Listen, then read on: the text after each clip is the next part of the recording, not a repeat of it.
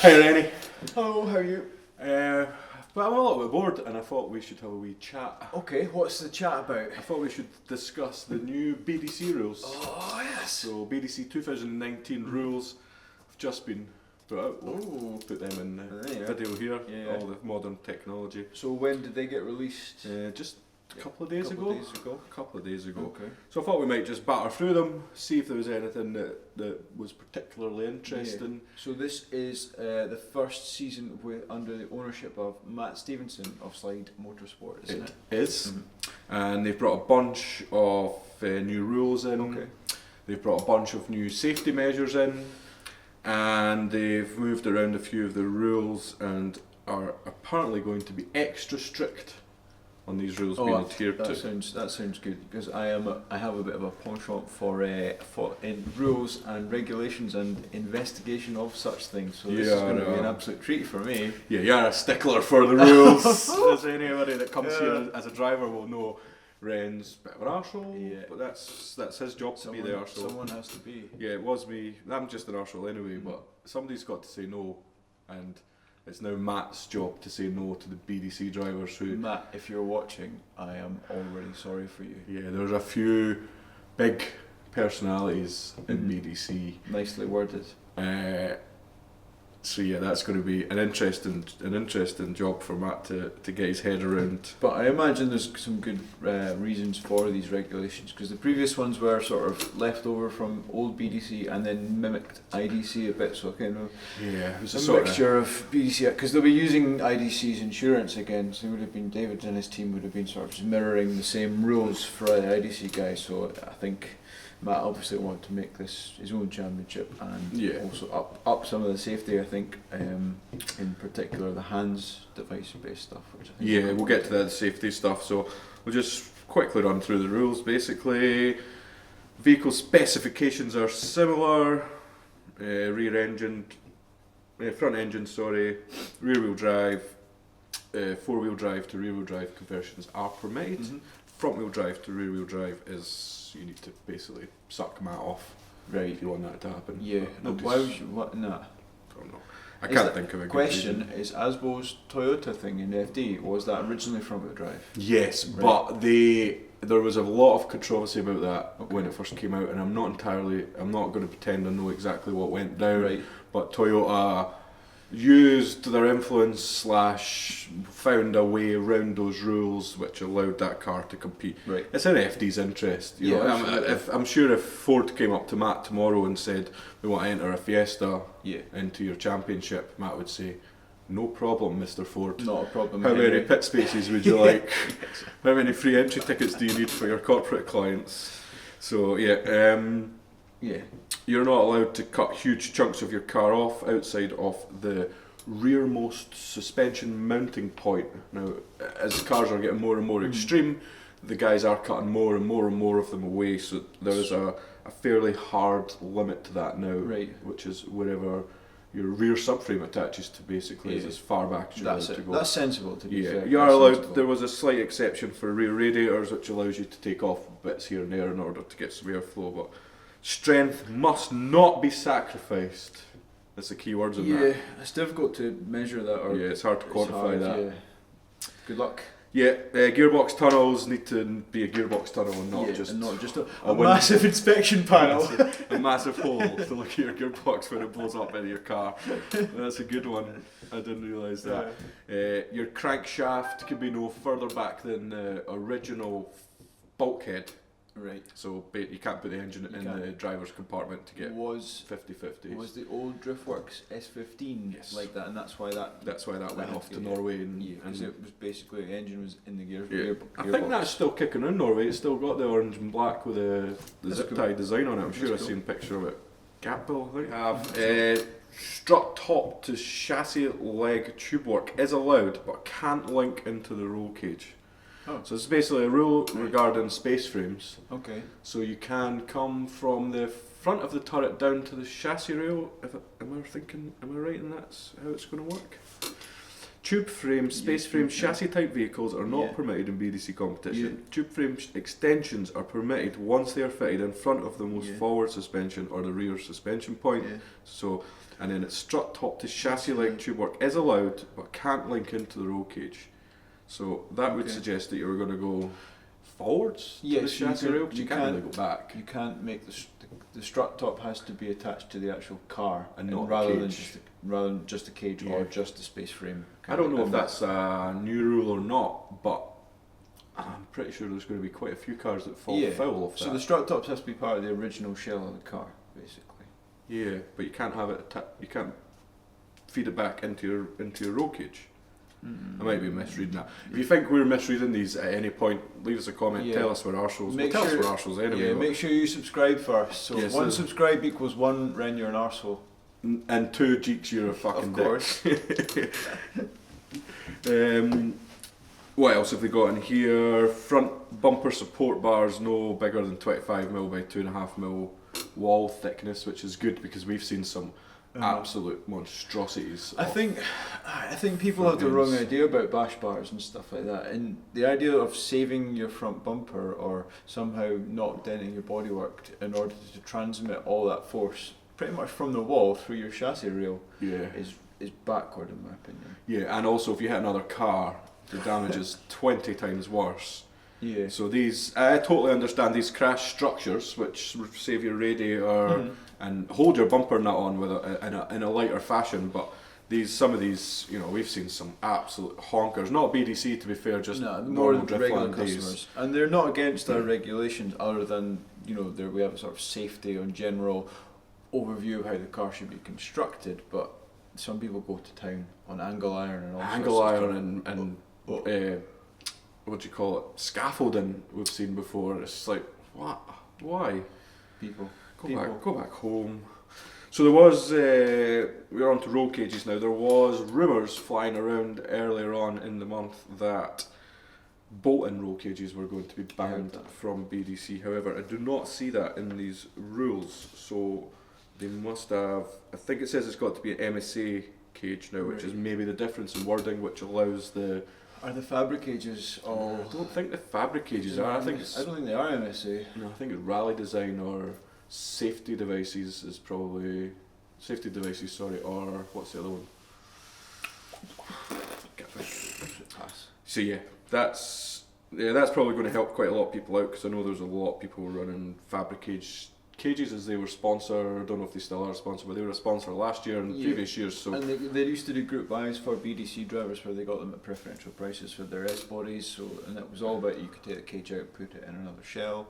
Yeah. So that seems to still be the case, which is good. seems to be what else have we got? So you're not, just to clarify here, you're not reading every rule here. You just picked out I'm some just of picking out the bits you and picked out bobs some bits which you've pre-gone through this. that I You've done think your research. are a little bit interesting, Good. or have changed slightly, or are relevant, or I just want to talk about. So the other thing about the roll cages is the door bars. Now there was a bit again. There's sort of NASCAR style door bars, which Are they along with the two straights with at least 2 uprights. There is a cross brace, what you would expect in an old and they school can sometimes get gusseted. rally car. They all need to be gusseted. Right. And then you also get the newer sort of style, which is like a cross brace, but it's 2 U-shaped bits of metal, and then they get welded along in the middle. So all 3 of those styles of door bars are going to be legal. Again, I believe that one of them wasn't legal last year. All right. So that's makes it a little bit easier to get your door bars in. I think at one point last year you had to have 4 uprights. Oh my God. In a NASCAR style door bar. I think that was all that was permittable. Right. Don't quote me on that. If you know better, Just correct the audience for us. correct me if I'm wrong. The braking system, I found this one interesting. Okay. So the primary brackets foot brake system can operate just the fronts or all 4 wheels. Okay, so you can have Mongo spec now- hydro installs. Let's start an online argument here. Why would you want that? Like, if I'm in a panic mode and I want to If you want to lock out your front I wheels, want and to not straight up. crash into the thing, then I want as much of my wheels slow me down as possible. And I know, as drifters, It's for left foot braking. yeah. That's it. It's to get So a you're better not result really- for that.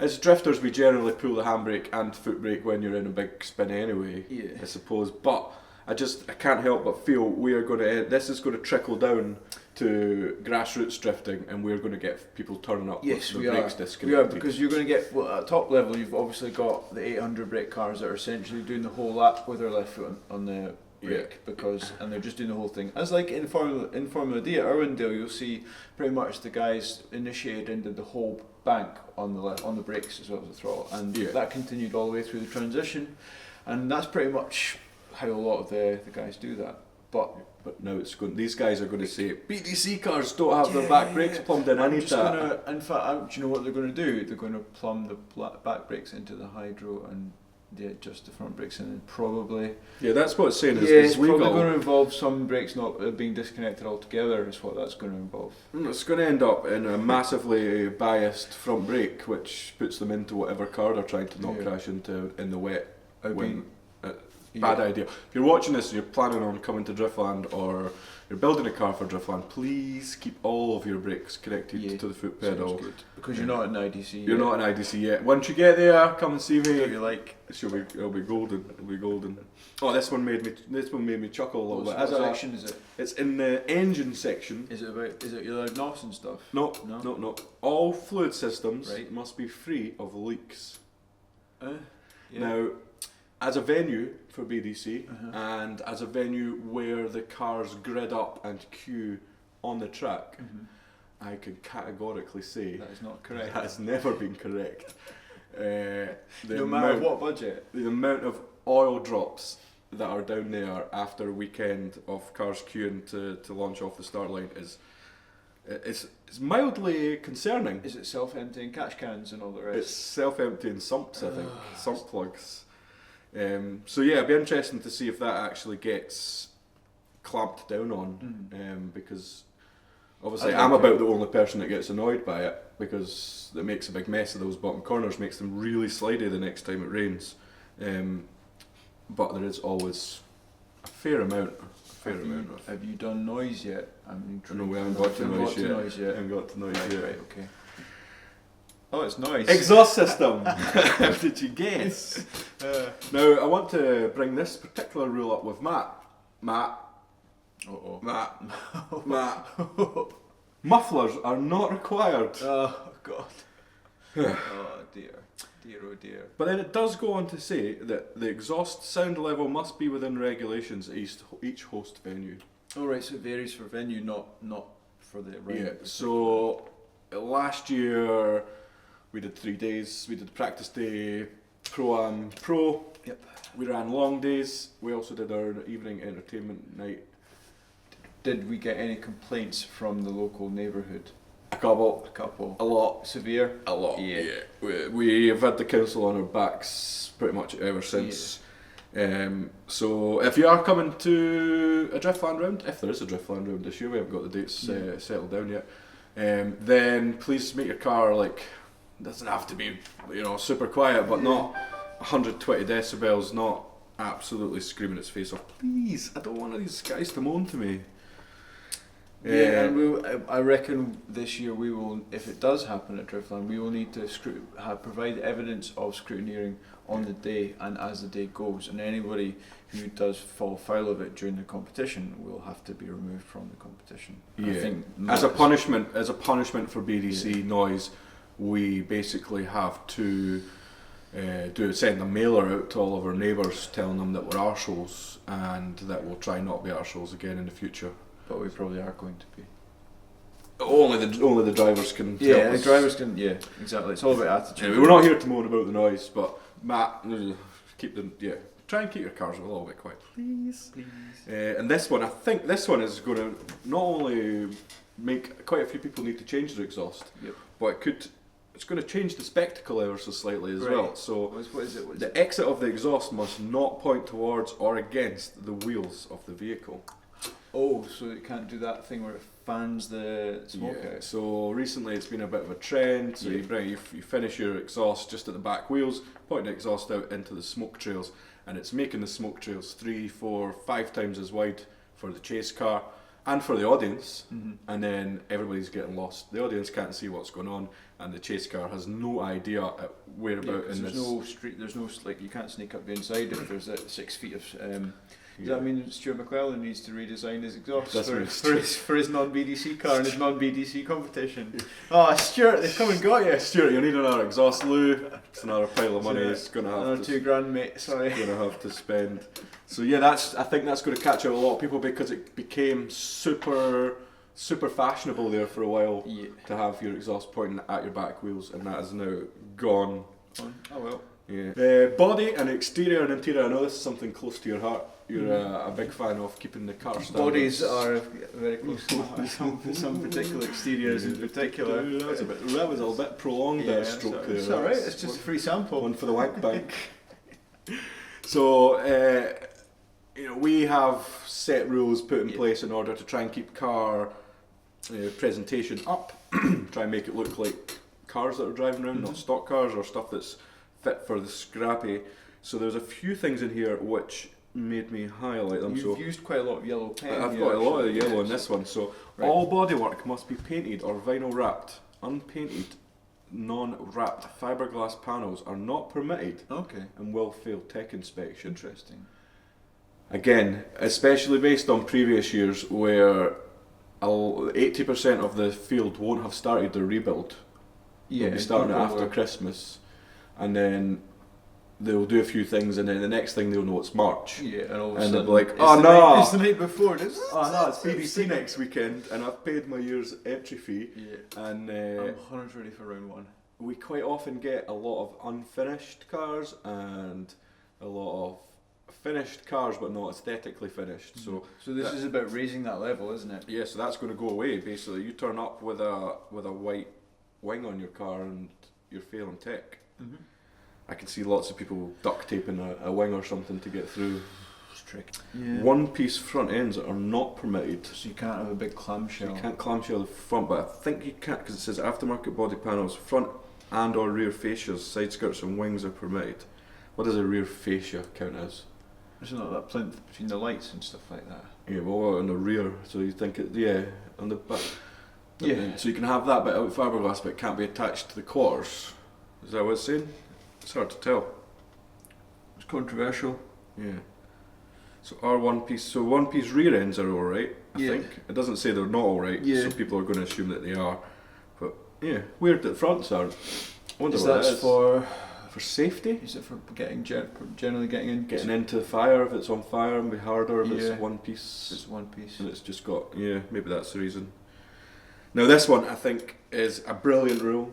I think this is... Is this potential for an extra rule at Driftland, maybe? No, we can't add it. If If we added this to Driftland, it would just be me and you. Yeah, it's true. And even our cars wouldn't pass. My car would be miles off. Just to let you know, everyone, I tried to get Jeek to make a handheld fire extinguisher mandatory for all Driftland cars at 2019, and he said no. So there you go. I wanted to put some more rules in, and he said no. So he's your people's champion, and That's the first time somebody said that. I'm vaguely concerned about your safety. I'm concerned about your safety as well. We've, touch wood, it's gone 5 years without burning anybody. We have some of the best drift marshals in the UK, I'd say. Yep. And we know we can deal with a fire quick these days. Yeah, it's quite a small. We're not a particularly large circuit. If you want to have a fire extinguisher, by all means, I 100% do it. suggest that you put a fire extinguisher in your car. They're not expensive. It doesn't have to be fancy. Just a wee fire extinguisher that you can use. Not only might it save your own car, but you might be the hero who can jump out and save somebody else's car who doesn't have a fire extinguisher. So they're like 17 quid or something like that. It's absolutely worth it. Just like have a couple less beers or whatever it is and get one of them. But I wouldn't let Ren put it in as a rule because you guys would want to fight us. I've had enough of fighting everybody. So anyway, I didn't actually get to my important one. Oh, right. All pro class competitors must have a livery design applied to the exterior for competition. So not only can you not have mismatched panels, but in the pro class you must have a livery. You must have a design. You must have stickers. You basically you must look like you're in a computer game. Must That's be a amazing. cool race car. That's such a good It's rule. brilliant. Everybody, all cars should be cool. Mine's is terrible. Yours is terrible. But some of our school cars look quite good. Your M3 looks amazing. Yeah, exactly. But that's And the just 350Z. Yeah, just putting livery on it makes a massive difference. Yeah, and I wholeheartedly agree. One day, and anyone who's watching this that doesn't agree is wrong. One day we all want to get to mainstream TV. Yeah. Maybe not mainstream TV, because at the rate we're going, the time we get there, mainstream TV might not be a thing. It'll be mainstream internet. But that's another video. That's another video. But we want this to keep growing, and we want this to go further and further and further. And as Ren said, if you want Forza or Gran Turismo or FR Legends to put your cars in a game, then they have to look cool. People don't, you don't go and buy a crappy standard looking car with mismatched wings when you're playing these computer games. You buy the biggest body kitted, the biggest wings, the biggest. I think a good vinyl design can make a massive difference to your car. There's a couple of guys that have MX-5s here. I think Scott Holland is one, and he's taken time to do his home design of some sort of sparkly vinyls and purples and stuff, and it looks great. It makes a totally different car. Absolutely, it doesn't even need to be professionally done. You just go buy a couple of colours of vinyl that you like, cut out some zigzaggy, jaggy shapes, boom. Cut out flames, instant Japan. Yeah, watch out that Vincent Mealy doesn't come and sue you.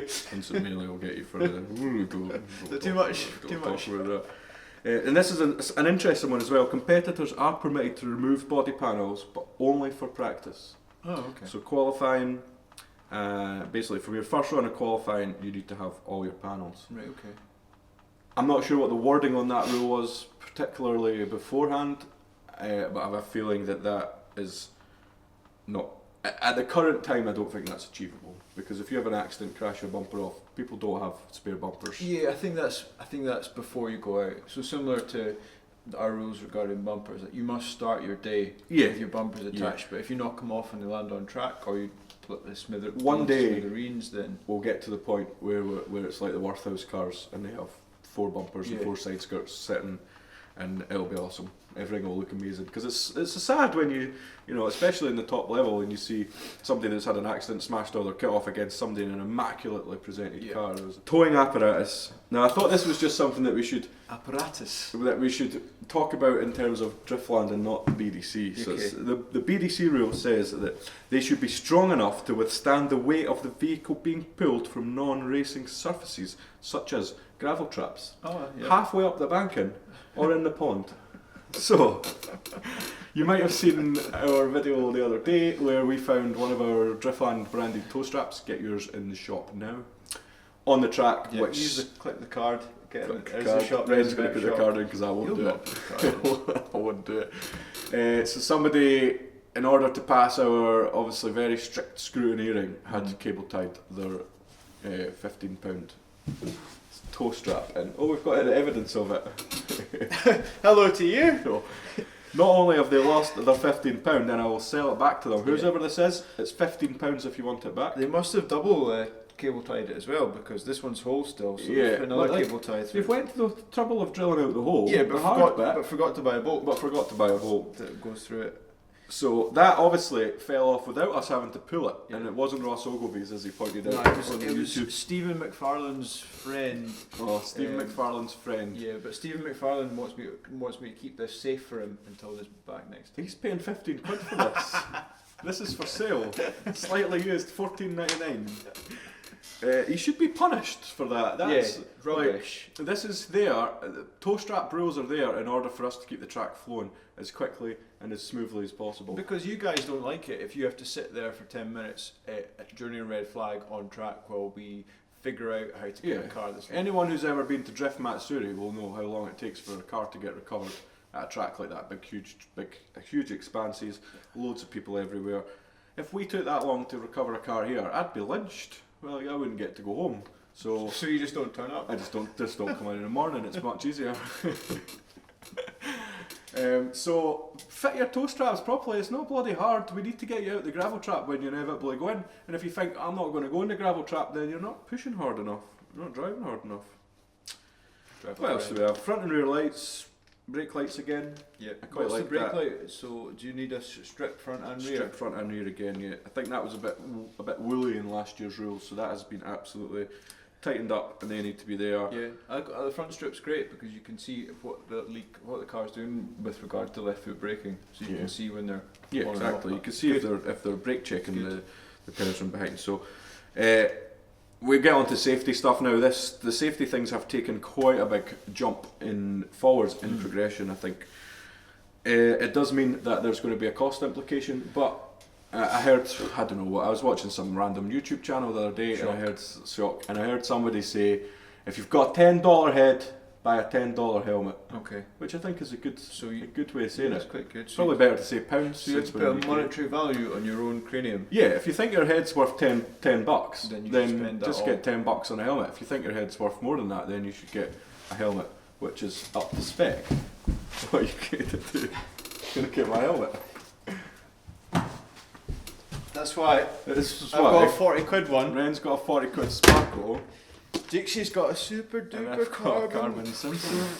Simpson. Actually, I need to check if that's up to spec. You can check for me while we go. Right, go on then. So a fireproof balaclava is required for an open face helmet, fair enough. Yep. Chin straps required for most of the drivers, that's without their helmets. Chin straps required for most of the drivers. What if your chin's too big? If you don't have any neck. So they've really tightened down. Basically, you need an FIA approved helmet these days. Okay. I'm looking for all I your do not approvals. think that helmet is I don't up to think spec. you do. You've got this little sticker just saying warning, motorsport Warning, is you're dangerous, gonna die. and this is. Yeah, I don't think my helmet. Somebody, Simpson guys, can you Simpson tell me? Bandit. Is my Carbon Bandit, Super Bandit, up to spec? It's not up to spec, I don't it's think junk. it is. I don't think it is. Bin, 20 quid. So you need a helmet of the right spec. Now that isn't a cheap helmet. It does have hands posts, oddly. Okay. So it is compatible with a hands device, and that takes us on nicely to our next thing, Yeah, which you've is done this before. hands That's nice. devices are going to be compulsory. What is a hands device? So- For us in layman's terms. A hands device, from what I can work out, because I'm no expert, is basically a bit of plastic that goes round the back of your neck, Yeah. comes down your shoulders here, Yeah. and then it has two tether points on your shoulders here, which then attach to the back of your helmet. And if you are in a fast front end crash, you don't end up touching your nose on your chest. I do that most days anyway, just in regular Your nose conversation. touches most things. It touches my chest because we sit across from each other. But it's and people are like, well, there's not been a big accident. Why would you want to do that? Why That's would you the want worst. they're bringing in upgraded helmets. They're bringing in hands devices, and they're also bringing in a 6.3-inch harness. So most people will be running 5 points if they're lucky. This year going forwards, it's going to be 6. So you got your two. Yeah. And The reason for is that. that two crotch Two straps? crotch, two over your side, and two down here. And I was lucky enough to go into the Simpsons safety briefing that they had. That was after BDC here, and they were saying that one of the most common ways to get injured during a car crash is not the actual crash itself. It's what they call submarining. So it's because you've tightened your waist straps, and then you pull your shoulder straps, and the waistband comes up the way to here, and then when you crash, you basically slide out from underneath and you crumple up into your pedals and steering wheel, and the bit that's getting crumpled back the way you're crumpling into makes sense. I think. Yeah, nasty. All sorts of bad. So that is, realistically, it's going to add a minimum of $1,000. I'd say if you don't have a up to spec helmet and you need to get harness, hands devices. It sounds like it's a couple 400 quid by the time you've got your up to spec helmet. But if you don't have a couple of grand in, you're probably not in BDC. You're not going to do BDC very particularly well. No, and you're probably not valuing your own head. That's the at a high thing. enough rate, so It's like the speeds are getting faster, the walls are getting more and more plentiful, and it's only a matter of time before we have a Shane Lynch incident. We remember when Shane and Danny Isles crashed. I put the video in over the top of us talking. One of them initiated, they then hit the wall and they bounced back out, and they basically made the sill of the skyline touch the tunnel. They hit it that hard. Now, that was probably 8 or 9 years ago now. I'm sure the footage is about this big, but I'm sure you're still in the record. But like that is nobody could have predicted that. And as It's the a- cars are getting madder and madder It's and like lighter 0 and miles an lighter. hour into impact. It's like a straight T-bone type of thing, and that sort of impact is when you need to think about submarining and things like that. Yeah, every year the cars get more crazy, and we see it ourselves. You know, before at Driftland the wall used to be the highlight, and it used to be where everybody crashed, and now it's this banking here. Yeah, it's taken 5 years for cars to get up onto that first ledge, but that's people start to do that That's now. progression. Yeah, Yeah, it's it progression. happens 2 or 3 times a year now. People are making it up through the gravel trap and up onto the first level of our banking, which we always go on the assumption that never be surprised by where somebody manages to get their car, but you know, people are getting them further and further up the bankings, and that is just progression. Yeah. Lighter cars, faster When cars. you hear the radio, red flag, red flag, red flag. Red. Oh, no. Where is he now? So like, where's Fizzy now? Is he still on his wheels? So lastly is the tyres. Right, sit me down for the tyres. So there was some controversy the year before last now, right at the tail end. About 265s. 265s and 265s. So one of the teams, Max's, had the tyre stamped 265, but it turned out it was like 305 white in reality. Whether it was deliberate or whether it's just the way that these things happen in the subtle nuances of the manufacturing we process. have all bought something from China that wasn't what we expected it to be. So, you know, it could just be that they bought some. Why would you check? It says 265 in it. Why would you check? And you know that tyres are at different widths, you know. Like and you get stretched, they look different. Yeah. But anyway, that created a bit of a stir, and they weren't quite sure how to deal with it, because after contacting all the tyre manufacturers, they basically admitted that there was no normal, and 265 could be 285 or 265 or to them it was just a rough stamping of whatever molds they need to make. So is there a list of tyres you can use now? So you can't just use anything. So BDC have brought in a list of currently approved semi-slicks. Right, but you can use all road tyres. You can use all road tyres so long as they have a tyre wear marker or a rating. Right. Okay. So that they're not ultra soft or ultra hard. Okay. What it says specifically is that you may run any tyre no greater than 265 millimeters. Okay. And then it says tyre sizes will be measured across the span of the contact patch with the official BDC tyre tool. I'd quite like to see that. Matt, if you've got a picture of the official BDC tyre tool, let's have a look at it. That is a long scrutineering process then, if you have to use the official. Go and check every tyre. Yeah. But then hopefully you check if it's a 265 Zestino Grej 07RS, then you'll know it complies, and you'll commiserate that person for using Zestinos. Sorry, I don't even know if they're any good or not. But the guy sure emails everybody. He emails all the time. Comment if you got an email from the Zestino guy trying to get you to buy 2 tyres off him. Do you want to demo these tyres? You want for us? Yeah. Just buy 4. Yeah, just buy 4 then. Well, that's not a demo, mate. No. And then you asked a question earlier on, which was how were people running 285/20s, for example. I think some of the Simon Perry and those guys were running much bigger tyres on that Skyline. The reason is that they were road tyres. So, with BDC's approval, then you can run a bigger road tyre if a slick is not available in the equivalent size. So, sounds like a bit of a gamble, that, doesn't it? Yeah, it was. I think it was put in place because, you know, like the Lhasa Drift team, for example, you know, they had a deal in place and they'd committed to the style of tyre they were going to use. Yeah, and they maybe didn't do a slick at that point. Almost immediately, the Westlakes came onto the market, absolutely dominated, and you basically, if you didn't have Westlakes or any other, you know, this is not sponsored by Westlake. But if you didn't have that level of tyre, then you were left behind. So as a sort of interim, the guys allowed you to petition to use a bigger road tyre, which had less grip, but you had a bigger surface in order to... Yeah, I suppose it also leaves a little bit of movement for any guest drivers. For example, if somebody's bringing their Lambo drift car or whatever from Japan or stuff like that, you know, and it's run 20-inch road tyres. You know, find that there's a clause in this that will say Matt can decide on things. It's my ball, I'll make the rules. It's worth it. He claims it's not going to happen. He claims if James Dean comes down there and his car's not up to spec, then he won't be driving. Good luck, Matt, is all I can say. Just say, mate, it's my championship. You guys are here, I'm making up the rules. in the interest. I tried of the that benefit. before.